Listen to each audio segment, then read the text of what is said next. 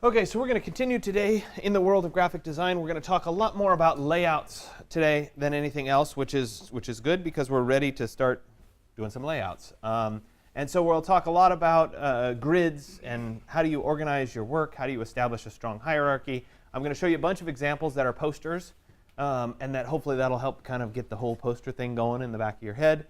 I also passed out today for all of you the official lecture series that's happening this semester.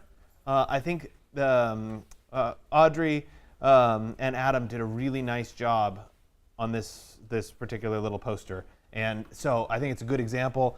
It gives you something to kind of work from if you want to use these people in your own lecture series poster, that's okay. If you're an industrial design student or a different design student, by all means, don't do architecture, do something that you're interested in, that's the point. So switch it to an industrial design lecture series or a landscape design lecture series or whatever. You don't have to pick these people. If you want other people to come speak, that's okay. The people that come speak don't even have to be alive. So if you want to have people coming to speak that are dead, that's okay. But I think it makes it kind of interesting. Think a lot about layout and kind of how you're establishing the hierarchy, etc. I will refer back to this because it's a good example today. And it gives you kind of something that's right in front of you that you can see and look at. So anyway, you all have that to get started. We're gonna start with an overview of structure and organization, thinking specifically about grid systems, and then we'll get into how you break the grid a little bit later on. So when we first get into grid systems, it's important to kind of understand the basics. Some of these are totally intuitive and obvious, but I'm going to tell you anyway. And other things I think are a little bit less so. So we'll start with margins. And margins are essentially the space that goes around whatever your work is.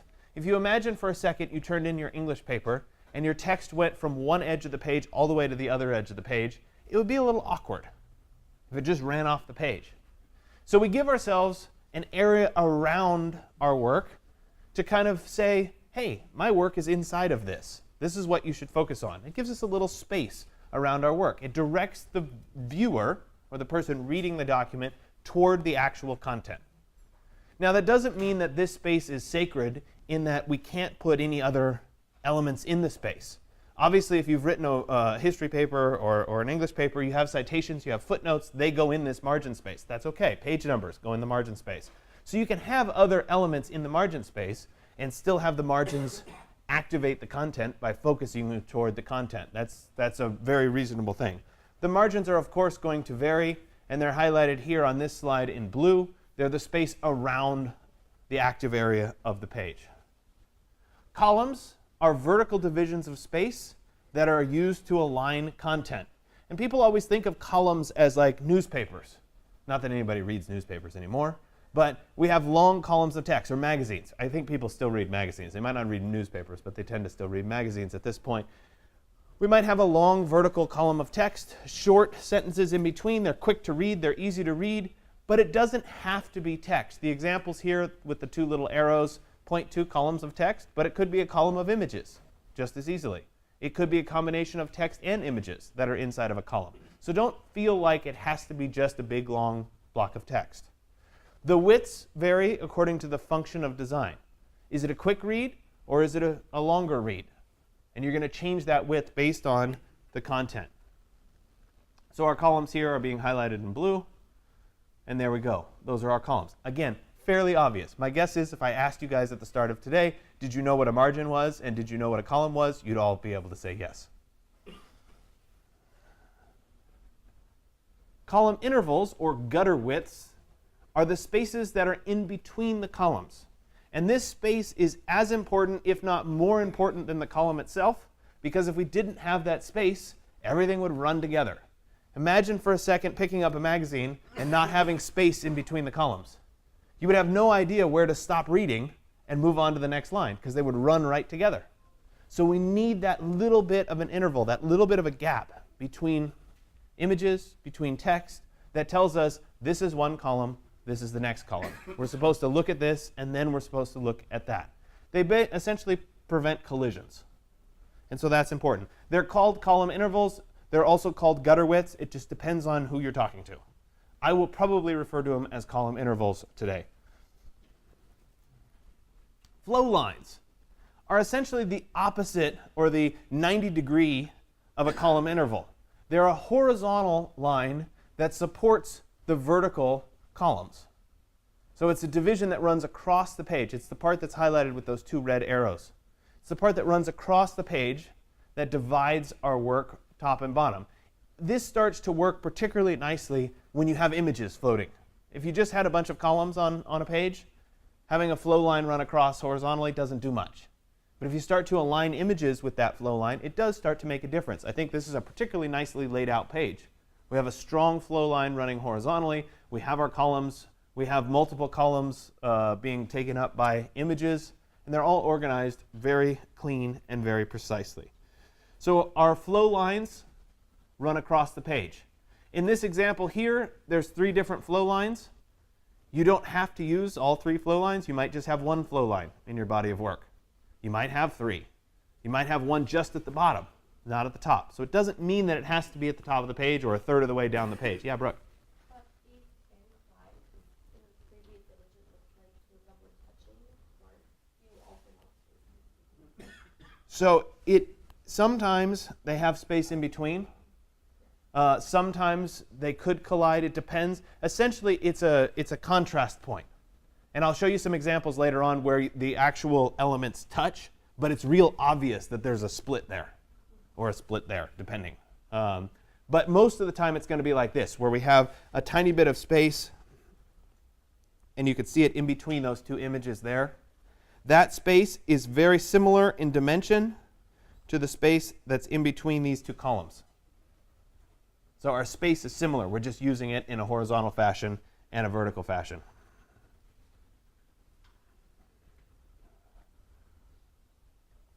Okay, then we get into grid modules. This is essentially when we combine everything together.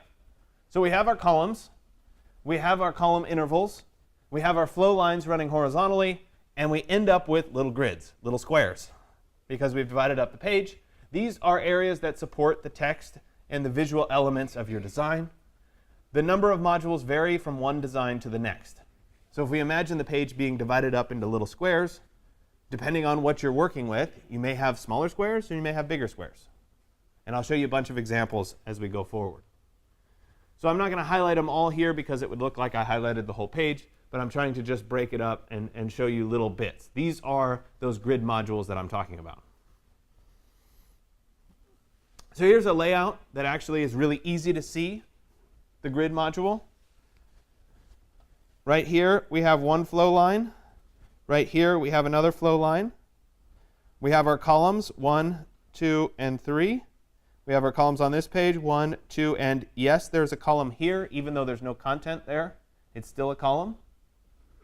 The text happens to span 2 columns, and we'll talk a lot about that. And it also spans 2 columns over here. That's perfectly okay. And then our individual little images are 1 module each. So I think this is a really good layout to kind of see it all in context. Flow line, column interval, and how we're dividing it all up.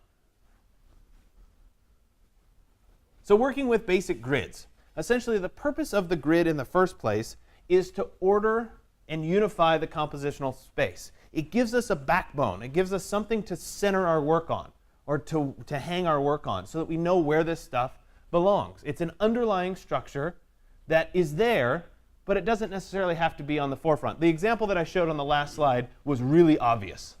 Like you could see the grid. Sometimes you don't really see the grid so much.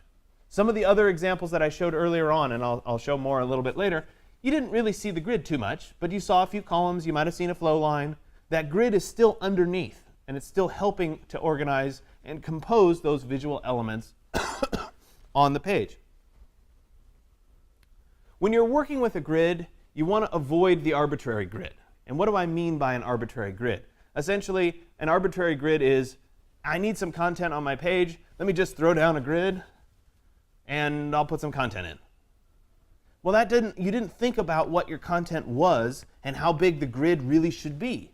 Are the little pieces too small? Let's say I had some photographs that I wanted to show up on a page, and I ended up doing a 1/2 inch by 1/2 inch grid on my page. And I filled little pictures in those 1/2 inch by 1/2 inch squares. Could you really see anything in those? No. So it's not an effective grid. The proportions of the grid should be based on the page format, so the overall size of the page, but also the smallest elements that you're going to want to show on the page. So you don't want a ½ inch by ½ inch photo, so it doesn't make sense to have a grid that's a ½ inch by ½ inch, because you can't see anything in that. Maybe the smallest size of a photo that you want to show is 2 inches by 2 inches. Well, that's giving us some information. Setting our grid at 2 inches by 2 inches, okay, that starts to make some sense.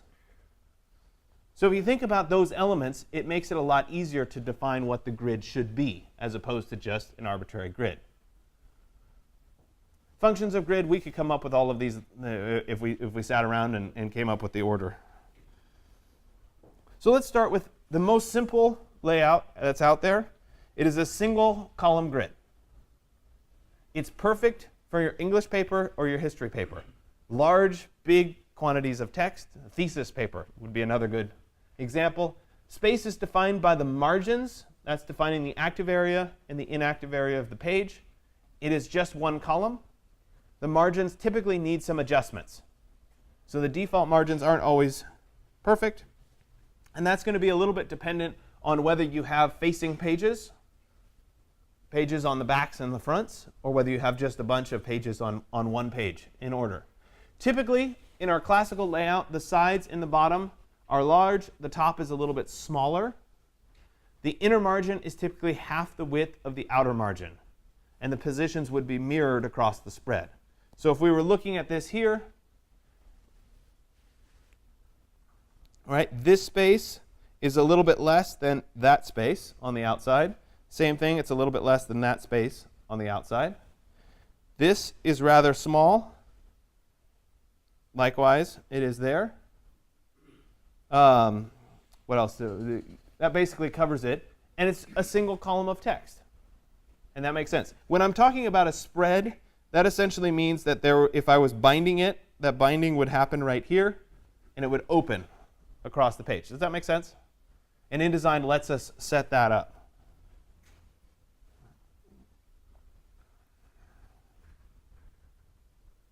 Don't forget the rule of thirds. So remember back to that photography lesson, we talked a lot about compositional techniques. Don't just say, that was about photography, I don't need to worry about it. When you're doing your layouts, think a lot about those kinds of compositional techniques. They're still absolutely valid and still very, very useful when we start to set things up. Multiple column grids contain several spatial intervals. They're containing several columns. And of course, you add more columns, you can create more complex designs to begin with. They're suitable for complex projects with lots of different elements that need to be in. For example, you want a lot of different images to be put in. Those kinds of things are good for multiple column grids. You can create movement, drama, rhythm, tension, depending on your elements. So let's look at this poster a little bit bigger here. And as we look at it, how many columns do you guys see? You guys are all still asleep. 6? Okay. I think it might be less. I think it might be maybe 4. Depends on your definition of the columns. I would argue, I think you're arguing that that's a column. To me, this whole thing is a column because of the content. This then is number 2, number 3, number 4, and this is maybe number 5. You could also say that this whole thing is a column, depending. Okay? So we could argue it's somewhere between 4 and 6 columns. But it's pretty clear that we can see that there are columns. And that's helping to organize our content. So this line right here is our flow line. It's that horizontal line that's going in contrast to the columns and the column intervals. The column interval spacing, so the space between here and here, is the same as the space between there and there, is the space between there and there. So there's a consistency to the spacing. So we have our flow line. This then, the flow line and the intersection of this column interval provides our focal point for the design. That, when you squint at it, is where you look first. So if I erase my lines for just a second, when you first go and look at this poster, you're going to focus right here, and you're going to spiral out from that point. So you're going to read the heading, oh, this is a lecture series, I get it. Let me get in a little bit closer, then I'll start to branch out this way and start to read these columns of text as well. So the intersection of the flow line and the column interval becomes the focal point and becomes your way of entering this particular piece or design. Modular grids, extensions of multiple column grids with the addition of horizontal flow lines. There it is again, divided into spatial units. We've kind of seen this already. Determining your module. It's always determined by either the minimum size of your image, which I alluded to earlier, or the length of text that you want to be able to read.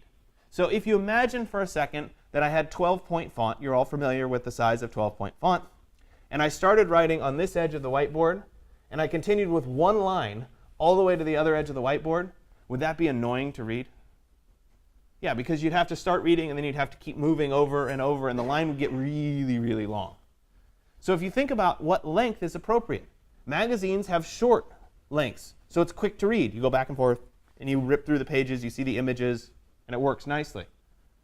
So in a longer English paper, you might want longer line lengths, or your instructor might want longer line lengths. It depends on what you're trying to say.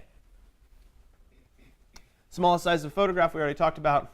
The other thing about this, and I think this is important, and it showed up in that grid module example that I just showed you, sometimes the text doesn't fit in one, so you expand it out to two. Sometimes the image doesn't fit in the smaller column, so you expand it out to two. So you can always make your image span multiple grid modules or your text. Here's a bunch of example layouts. I don't think these are particularly good. I should probably skip that slide. Modular grids increase the compositional flexibility. The grid modules need to be flexible enough to accommodate changing content over the course of your project. And so today, does this matter so much? No. For the lecture series poster, does this matter so much? No.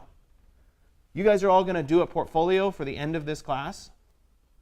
You've already have your best photograph, which is probably some kind of a 4:3 ratio. You have your Photoshop project that you just did that's probably laid out slightly differently. You're doing an 11:17 poster. You're going to do a 24:36 AutoCAD drawing. And all of that somehow has to fit into your portfolio. They're all different sizes. They're all different layouts. They're all different formats. Your grid module in your portfolio needs to be able to accommodate lots of different things and lots of different sizes. So that's where that flexibility really comes into play. Alternative grids. Okay, so I talked about real grids. What happens if you don't want this kind of a strict grid? Well, generally they're a little bit more loose, a little bit more organic. They require a lot of intuitive decisions. This feels right, this doesn't feel right. They can evolve from a basic grid. We can take the grid apart, we can add, we can slant the grid, etc. And we end up with kind of different compositions. The visual elements then define the architecture of the page. They define the page rather than having an underlying structure for that. Your compositional structure is based on a dominant visual element or a focal point. So you kind of already did this a little bit in your photographs, where you're trying to compose the photograph based on the content that was in the photograph. Chances are that content didn't have a grid behind it. So we've kind of already done this a little bit. So here's another poster. Does this have a column grid set up? No. Does it have a flow line? Not really. Is it still a nice poster? Yeah. So it's relying on the visual elements. So when you squint at this, what's the first thing that you kind of focus on? I would argue it's kind of right in the center. It's that big yellow blob. Now, it might be different for you, but if you kind of focus in on that yellow blob for a second, you can imagine this as a radial composition. The same way we talked about compositions in photographs, in the photographs. So if we started right here at the center, all of these elements kind of radiate outward. And so that then establishes this overall page.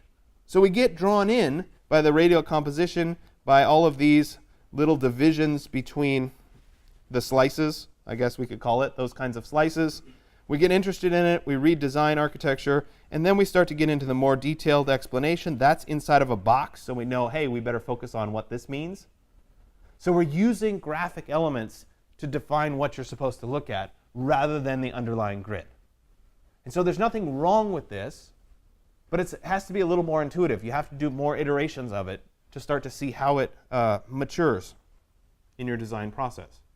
Another example here, Again, very much not a traditional grid, but I think it's a very clear, clean design. Notice in this also that page to page, so this is two spreads that we're looking at. The page division is right about here. That divides the page. But you can tell that this grid works for multiple pages. So the content isn't the same on each page, but there are enough similar elements that we can tell this body of work belongs together. These pages belong together. The diagonals, the diagonal here is the same as the diagonal here. The diagonal there is the same as the diagonal there, page to page. So the content varies, but the grid is still established. So it's not traditional, it's just shifted. Breaking the grids. Grids are always great to have a backbone, to have an understanding of organization. But if you think very carefully about the moments that you break the grid, the times that you combine or span across the grid with an image, those moments become really important in the design. Those are the things that you naturally will focus on. So the grid is always a guide, but it doesn't have to be a dictator. You don't have to make sure everything follows perfectly on the grid. You might break it in certain places so that it draws attention to the break. Same thing happens in architecture. We have a column grid. We have this layout that's established, certain intervals. Suddenly we take something out, we take a column out, and the space becomes bigger, that becomes the gathering space. When you do that kind of thing in graphic design, the same thing happens. It provides that focal point that you need. If you're breaking the grid too often, however, the grid's probably not right. So intelligently breaking it once, twice, sure. If you keep having to break it, something's probably going wrong. The interaction of visual elements. I'll talk a lot about hierarchy development, and I think this by itself really helps to establish what is your primary focus, what's secondary, and what's tertiary. And if you establish that hierarchy, it works particularly well in typography, in your fonts, in your font choices, in your font sizes, etc. It allows us to look at something and understand this is most important, this is second most important, this is third, fourth, etc. So if we have that hierarchy, it makes reading really clear. It leads the viewer through a logical and meaningful journey of your work. If a hierarchy isn't established, the eye tends to get distracted and tends to move on. That's too much going on there, I'm going to look at something else. So you want to bring people in, you want to draw them in. So if we look at this poster in its large format, what do you guys see first? National Portfolio Day. So there's a clear number one hierarchy. This is the most important thing. It's National Portfolio Day. Next two things are probably California College of the Arts and or maybe the date. Those are kind of the next level. So we see National Portfolio Day first. We see the date and who's hosting it. Then we move into the third level, which would be maybe this text here. Maybe that would be number 3. So this would be number 1, number 2. This is probably number 3. This down here is probably number 4. And this stuff that's turned on its side is probably number 5. So by varying the size and the color, the designers established number 1 through number 5. This is what you read first, this is what you read second, this is what you read third. That was their intent. And almost all of us would follow the same logic. We would go through the same set of steps, we would read it in the same order. So the designer can control that. I think this is a good way of looking at it.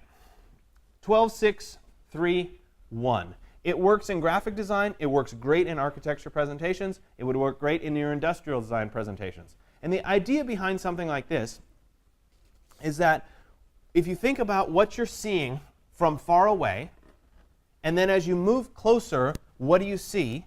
There should always be something different. There should be something new that you're seeing. So if I start at the back of the room, way back here, and I look at this poster, let me jump over to make it large. So if I'm standing back here, I ought to be able to pick something up and see it easily. So in this case, I'm seeing National Portfolio Day. Again, that's where my eye is drawn. It's in contrast to everything else. As I step forward, let's say I step half the distance from the back of the room. This is exaggerated. Obviously, I'm more than 12 feet away. But if I step halfway forward, can I see something new and different that I didn't see from the back of the room? Well, hopefully I can. Maybe I could start to read the smaller text. As I go half the distance again, I should be able to see a little bit more detail. I should be able to see something new. As I go half the distance again, I should be able to see something new. And when I get right up next to it, I should still see something different and new. So if you think about that whenever you're doing a presentation, whenever you're showing something on the wall, and you guys have seen this happen. You've been in an architecture review, and the reviewers are sitting there, and all of a sudden one of them will get up and get really close and look at something, right? You've seen that happen. That is what you want to provide these people. When somebody's looking at it, you want to grab their attention from far away. You want to entice them into coming closer, and then entice them into coming closer. And each level that they get closer, you give them something. You give them a new nugget, something new to look at. That activates the poster. That gets people involved in the poster. It makes them want to read the poster. That's our ideal world. So if you think 12, 6, 3, 1, you'll get that and you'll achieve it. So you always want something at each level to show. When you're getting started, how do we work through this? Well, I think a good place to start would be to rank what's most important. So if you think about trying to do a poster, maybe it's the lecture series poster, what's the most important thing? What do I want? What's number one? That's probably a lecture series, or it's National Portfolio Day. What's number two? Probably where it is, what time it is, when it is. Maybe it's when, and then number three is where. As you start to establish that hierarchy, you just write it down, it starts to make sense. And then you can refer back to that list as you create your poster. And you say, oh, this is logical. These are the steps that I need to go through. This is what needs to be dominant. This is what needs to be subordinate. We can go through all of these kinds of things. But I want to spend a little bit of time and talk about space. And I think space is the undersung hero of design. That's probably the best way of describing it. And that is that people often forget about space around an object. You spend all this time designing something specific, and you forget about everything that lets it breathe, or the stuff that's around the object. That's almost as important as the object itself. It's a huge part of composition. You've heard people talk about positive space and negative space, probably. Negative space is what I'm talking about here. Empty space can bring the elements alive. They let you focus on the positive space. So you need that negative space to let the positive space breathe and tell you where to look. They're absolutely important for accessibility and your eye's navigation. So we need that space. It directs your eye toward the positive or visual areas of your poster or whatever it is. Let me go back for a second. So I think this is a particularly nice little cover. This leads with the big negative space. So the number one element on this graphically is the negative space, not the positive. So you immediately find that negative space when you look at it, and then you start reading. And you start to say, oh, this is masterpieces, and then you might come back up and look at the pictures. But you start at that negative space right here when you start viewing this particular image. So the negative space here is more important than anything else because it tells us where to start. And that's a really important thing to consider when we're establishing these kinds of elements. Using space. Group the elements together to provide a focal space. This is kind of like compositional techniques. Strong diagonal, rule of thirds. How do you align your pieces together? If you center an object and equalize the space around it, the space becomes inactive and useless. So you need it to be slightly to one side. You need to activate the space somehow. Placing something off-center creates that weighted asymmetrical composition. Really helps the design process. And you don't want too much space. So let me show you a blank piece of paper. So first example, if I put my photo right here, does the space around it do anything for it? No, doesn't do anything. If I take the same size photo and I put it over here, it instantly becomes more active because there's more stuff going on the page. So I take it out of being centered. Notice it also happens to be right at about a rule of third. See this all stuff intersects? It suddenly becomes a little bit more active. Likewise, if I have an element like this, it's way too much space. If I have an element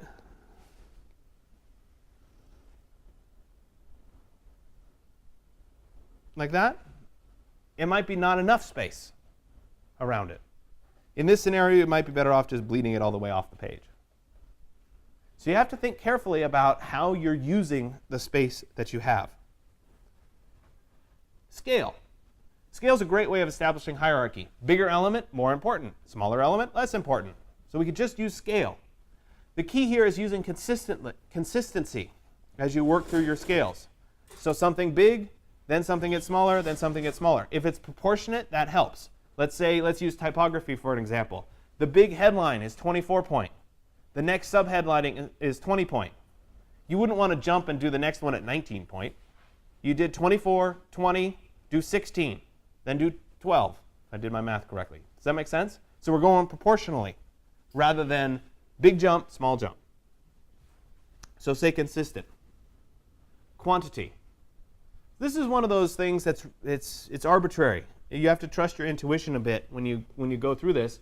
But if you have too many visual elements, you get clutter or lack of organization because there's not enough space around the object. You don't know what to focus on.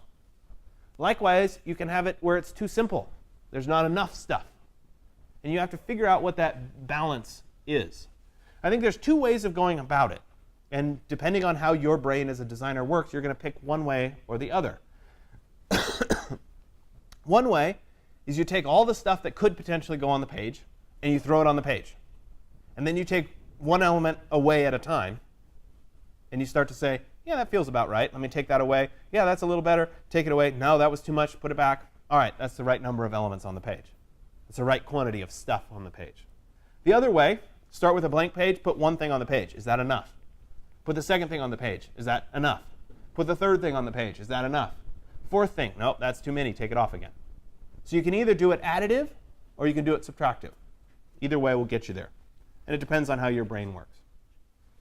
Orientation and position. So this by itself can lead to a strong contrast and enhance your hierarchy. So if all the things are oriented horizontally and you introduce something vertical, there's your point of contrast. Don't forget here to use diagonals. So I like this a lot. And I told you this was an element where things would collide. I would show you an example of this later on. So everything, all the text is strong horizontal elements. So we see all of these lines going across horizontally. This line here provides such a strong vertical element. And so the designers chose to use that element right there. Let me wipe this here. As the big place of contrast. So we focus right there in the center. And if we read to the right, it says, I am a true. And then this way is going backwards, dreamer. So that provides our focal point and our contrast. And it's the combination of the horizontal and that vertical that really allows this to happen and to read. If we didn't have that, it would be much more confusing to figure out what was being said. We can add depth, dimension, and perspective to establish hierarchy. Things that are further away are less important than things in the foreground. This moves the composition away from the flat. The trend in graphic design right now, the trend in UI design is all flat, no shiny. And we see it in our phones, we see it in web design, etc. So this is kind of out of fashion right now. Doesn't mean it won't come back, which is why I'm including it here. But if you layer up those elements, it creates depth. It tells you what's most important, what's less important, what's least important.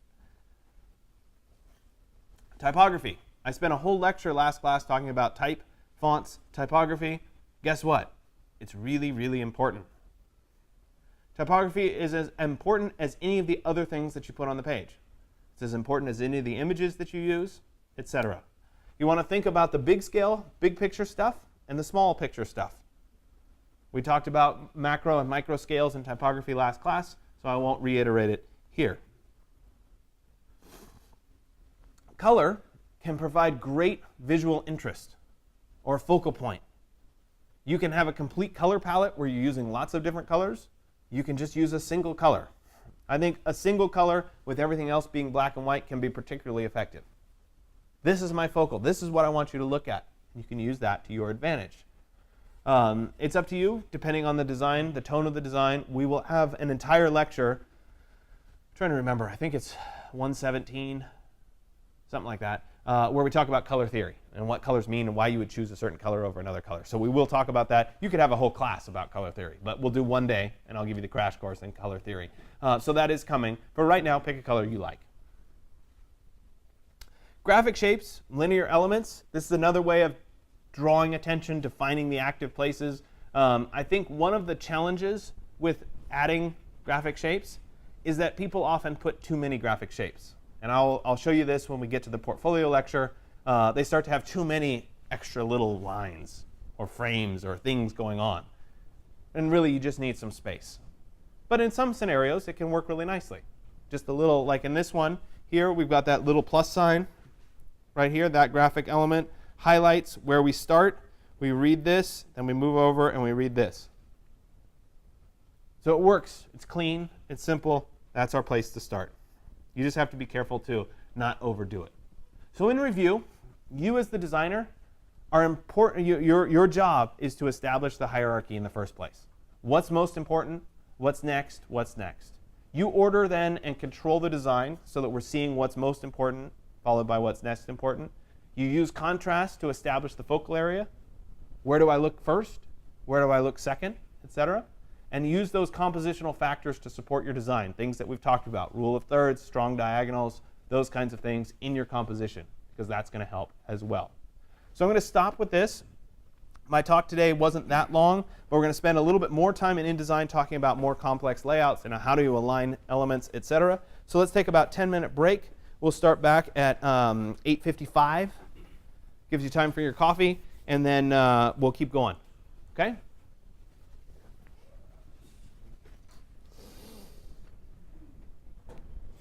Okay, so we're going to start back up. In your exercise 111, I'm asking you to do a brochure, postcard, something about the architecture program. If you want to do a mini version of the lecture series poster as kind of practice, that would be okay. Pick some kind of content that you're interested in, and we're going to do a layout and a design based on that particular content. If you're not in the architecture program, that's okay. Substitute industrial design, and just get used to the idea of when I say architecture, just plug in industrial design or graphic design or whatever it is. And so I've gone ahead and I've opened up InDesign, but we're going to create something new. So I'll click on the button for Create New here. And at this point, I can pick a size of a document. I could go into Print, and I could pick a size. I'm not seeing a 4x6. So instead, I might come over here, change my units to inches, and then do a width of 4 and a height of 6, for example. I can change what orientation I want. Do I want it in landscape orientation, or do I want it in portrait orientation? I'm going to uncheck the box for facing pages because this is just a single postcard. It's not multiple size. It's not a little booklet or anything like that. And once all of that's done, I can go ahead and say Create. I could also, though, ahead of time change my margins. I'm going to imagine this as full bleed, kind of like this is, where the color goes all the way off the page. So I'm not doing a little white border around anything. So I'll go ahead and set those to 0. Because they're all tied together with this little chain lock, if I change one, they all change. And so when I'm done, I'll go ahead and click Create. We will, by the way, next class talk about bleed and slug, so you understand what those are. For right now, we don't need to worry about it. OK, so now I have my 4x6 piece of paper that I'm going to start to work with. And I need to start thinking about how I lay things out. And so thus far in class, we've already talked about the frame tool. We've already talked about the text tool at length. But what about if we want to kind of think through establishing that grid, or that overall layout that defines our pages? So first off, the rulers are shown by default, running across the top and running across the side. I can create what are called guides by clicking on a ruler and dragging down, and it's going to create a blue line here. If I hold down Shift as I'm dragging it, it will jump to the little divisions on my ruler, which can help you say, oh, I want that to be 2 inches, for example. Likewise, I could come over here and I could say I want that to be 2 inches. I want this to come down here, and that'll be at 4 inches. And it's already kind of dividing up my page nicely. Now remember that I did want there to be some gaps in between here. So I might click and drag over and create a little buffer around each of these.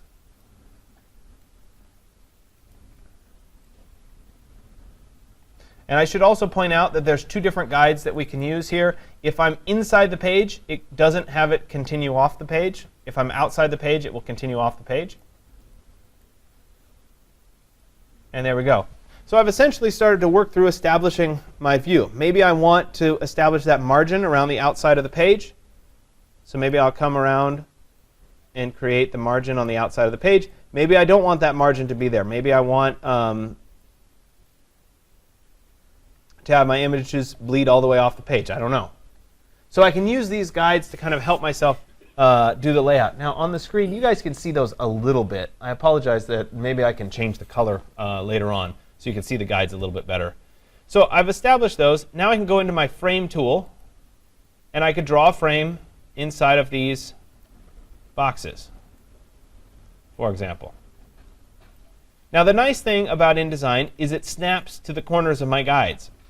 So it jumps really easily, and as I start to create these boxes, it makes life a little bit less difficult as I create them. So I've gone ahead and I've created those 6 boxes. Now, in some scenarios, right, I might want there to be an image that spans across 2 of these frames, for example. So right now, I could go ahead and I could just place all the images in. I'll go to File and then Place. The shortcut for that is Control-D. I'll go to File and then Place. Let me get into my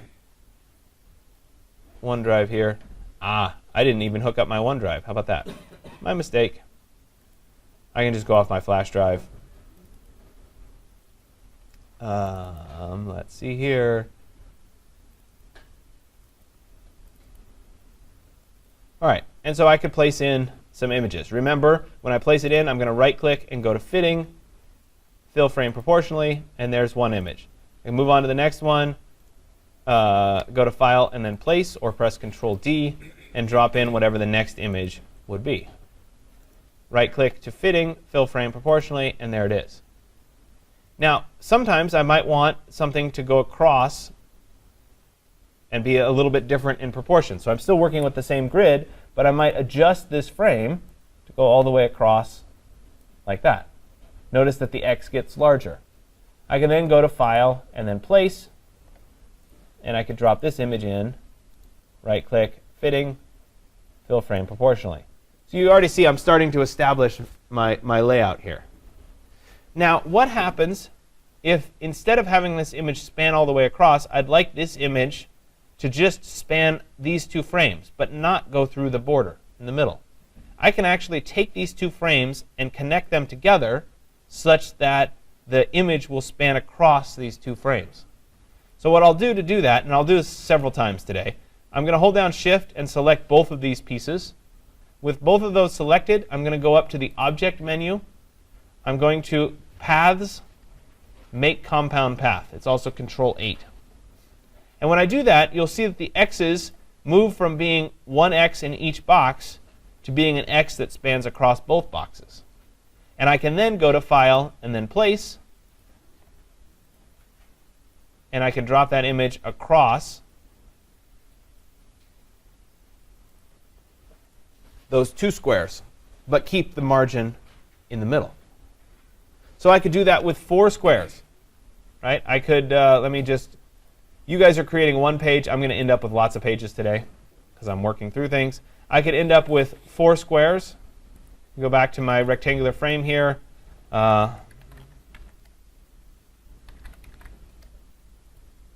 There's one. Control-C, Control-V to give me a second one. Control-C, Control-V to give me a third one.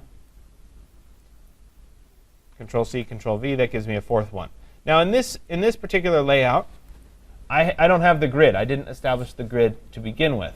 So I can actually lay these images out using a different tool called the Align tool. So I'm going to go ahead and bring that up. I can go to Window, Object and Layout, Align. Or I believe I can switch my workspace to Advanced. And when I do that, I think Align shows up. Nope, it still doesn't show up. I'll go back to Window, Objects and Layout, and Align. And there it is. So with this Align tool established, I can actually orient and arrange objects without that underlying background grid.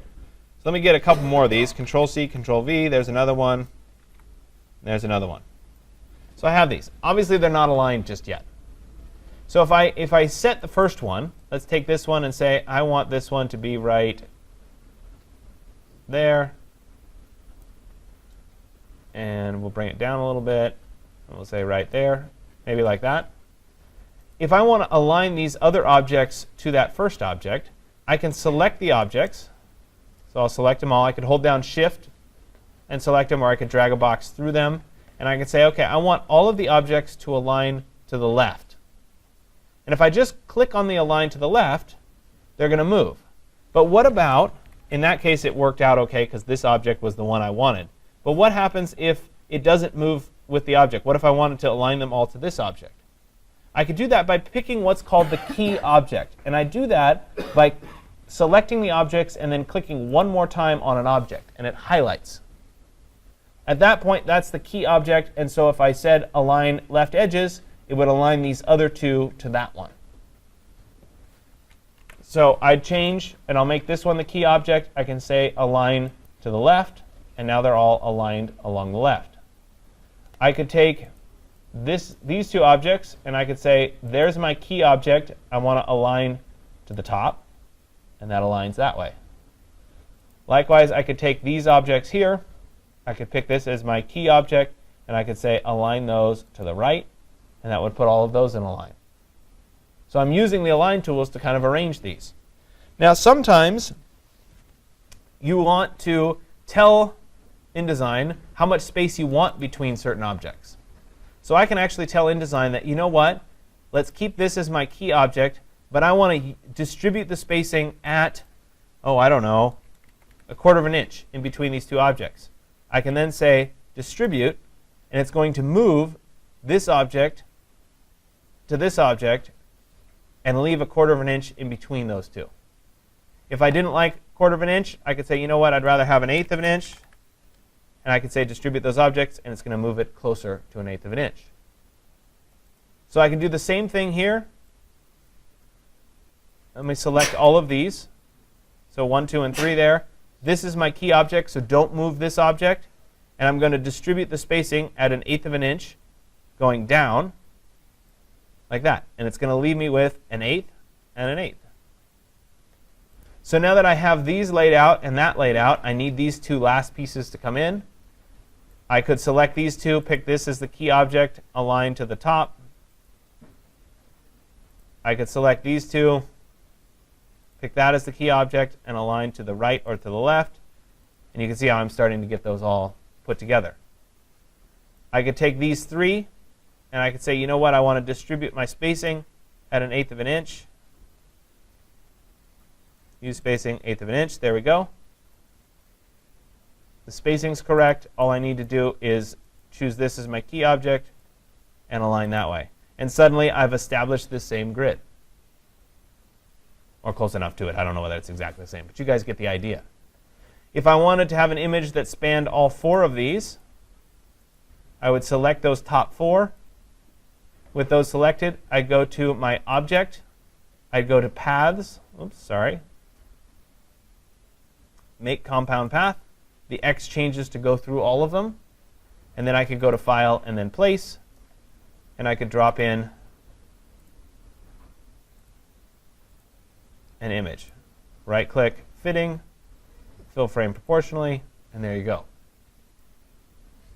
And so I'm using those techniques to try to organize and work through my work. Now, what happens if, let's say,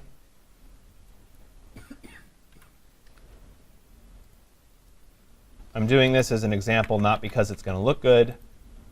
Let's say that I had multiple objects together.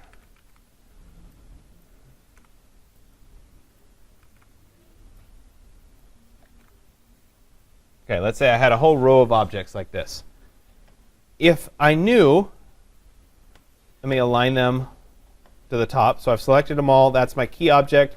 I'll align to the top. There we go. If I know that the first object and the last object are where I want them to be, I can actually select all of the objects here, and I can distribute the objects at the centers, and it's going to keep the first object and the last object in the same place and even out the spacing between the objects.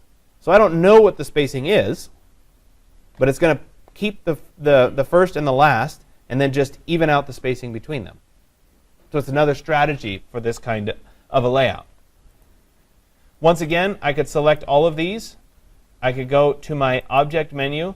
I could go to paths, and I could go to compound path, make compound path.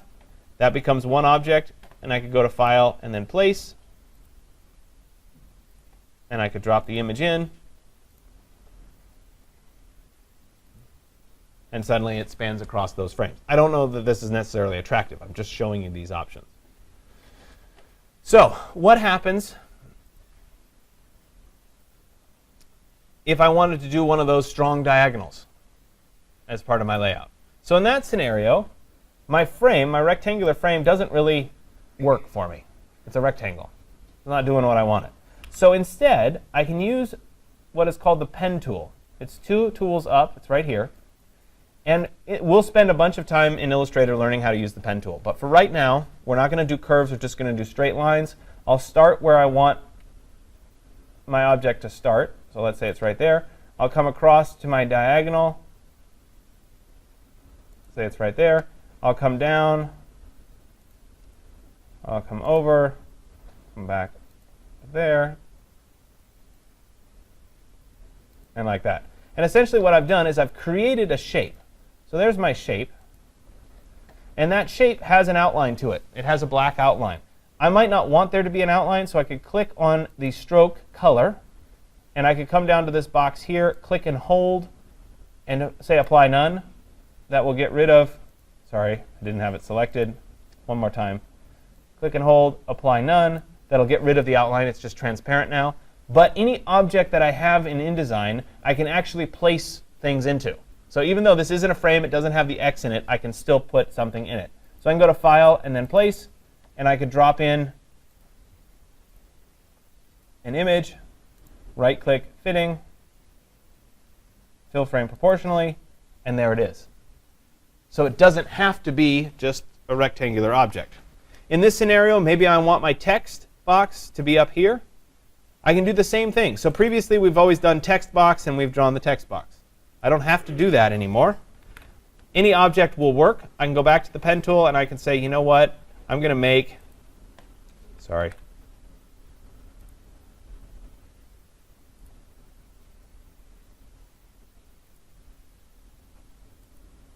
I'm going to make that my text box. I'll pick the text tool.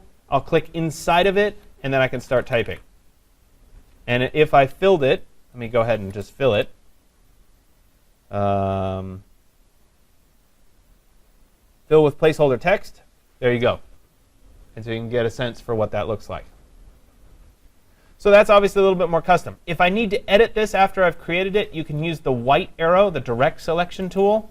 Click on any one of the corner points, and you can adjust and or drag the corner points as necessary. So what happens if you want to use your text as an object? So I could come in here with text, and I could say, OK, let's do text as GVC. This needs to get a lot bigger, probably even bigger than that. Let's pick a different font right now. Yeah, we'll do that one. And let's go maybe, might have been too big. Still might be a little bit big. Oh, come on. There we go. I'm going to let it be a little big for right now. If I wanted to place an image inside of this text, I can do that. I'm going to go up to the Type menu, and I can choose Create Outlines. which is going to take it from being a font into being an object. There it is as an object.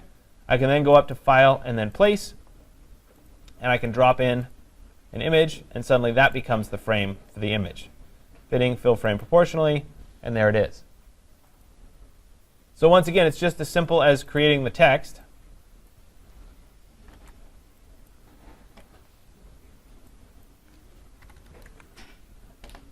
Like that.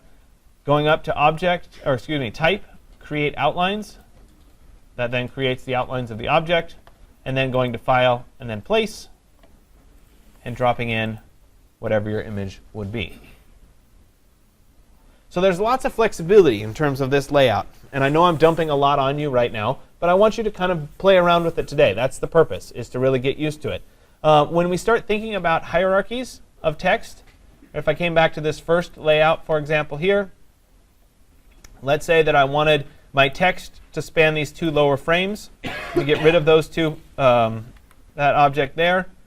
I'll create my text box spanning these two frames like that. Time to start typing here. You can, like I did before, I can insert placeholder text, which helps it look kind of like something before I actually type anything. And I could then take this and I could say, you know what, I'll go back into my character styles and paragraph styles. I want to edit those. I want to change my size. Maybe this needs to be 10 point. That's good. I want there to be a heading. We'll come down here. This is heading 1. And I want this to be in, I don't know, a different font. And I want that to be an 18 point. You guys get the idea? I'm establishing this. Don't forget to come over here and use your paragraph and character styles. So this heading, I would come over to character styles. I would create, this is a heading 1 character style. That way I could reuse it. This would be my body text. So I'd come over to my paragraph styles. I'll create a paragraph style. This would be body text.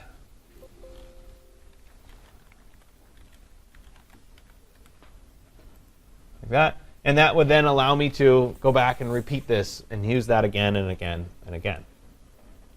Okay? So I know there's a lot to kind of get your head around. If you have specific questions, I really want to do this, let me know, and I'll try to help you through how do you create that. But I think this covers a lot of what we're trying to do today. I should also probably point out that, let me close that for a second. Let me create another point here. When we created the custom diagonal, so when I did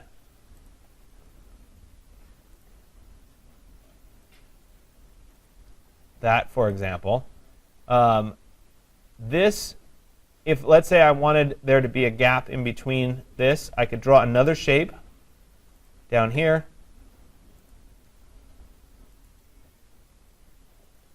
In the same way that we've spanned frames before, I draw my two shapes first. I select those two shapes.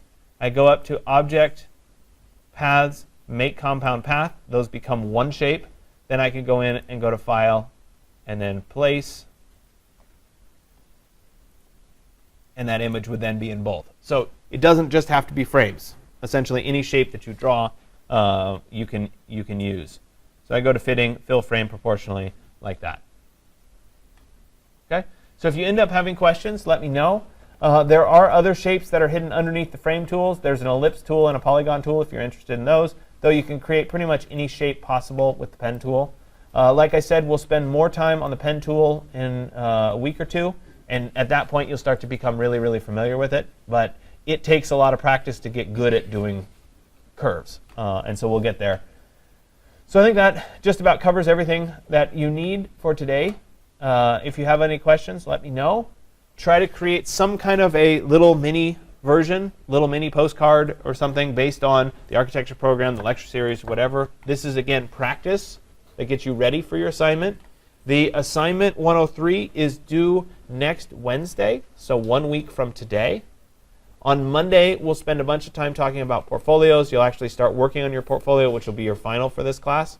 So make sure you're here. If you have content, bring content with you on Monday. It always helps to have stuff. So at least bring your assignment 101 and 102 because you'll want those to be in your portfolio. Are there any big questions for everybody or just? Kind of. Can you Yeah. go over how to do the turn the text into an object? Sure, happy to. So we'll do the text into an object again. We start with the type tool and we create our type. Oh, by the way, I should point out there are two type tools. There's a type tool that's a regular type tool, and there's a type tool for typing on a path. So if, for example, I wanted the text to go on a diagonal here, I can draw with the pen tool again a path that would go from here to there. And then I can use the type on path, this one, to actually start typing on a diagonal. So I'm going to give myself a little bit of space. For example, like that. So I can type on that angle. Could I draw it regular and then rotate it? Sure, that would work the same way. Ultimately, once you learn the pen tool, you could create. I'm going to answer your question, Nick. Don't worry. You could end up creating something where you wanted the text to type along an arc. So this would be DVC, architecture.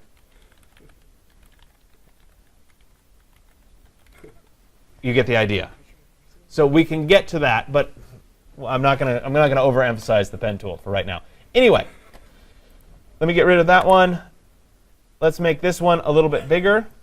So I'll select that. I'm going to change the font size. That might have been too big.